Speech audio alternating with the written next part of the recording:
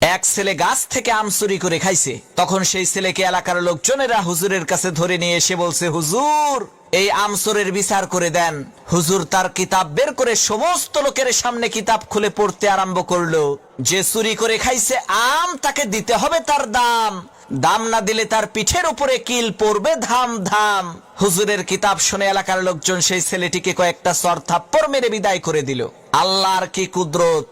কয়েকদিন পর সেই হুজুরের নিজের ছেলে ডাব চুরি করে খাইছে। তখন এলাকার লোকজন হুজুরের কাছে এসে বলছে, হুজুর মানুষের ছেলে আম চুরি করে খাইছে দেখে বিচার করলেন, এখন আপনার ছেলে তো ডাব চুরি করে খাইছে, বিচার করেন তো দেখি।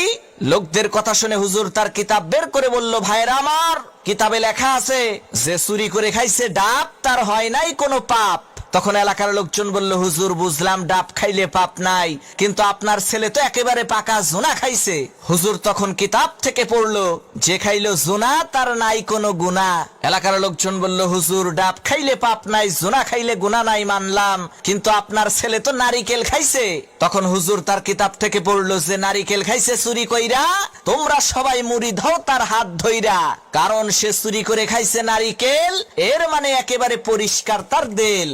তখন এলাকার লোকজন বলল, সর্বনাশ, হুজুর আপনার ছেলের বিচার করার কোনো দরকার নাই, আপনি আমাদের ছেলেরই বিচার কইরেন তাই হবে।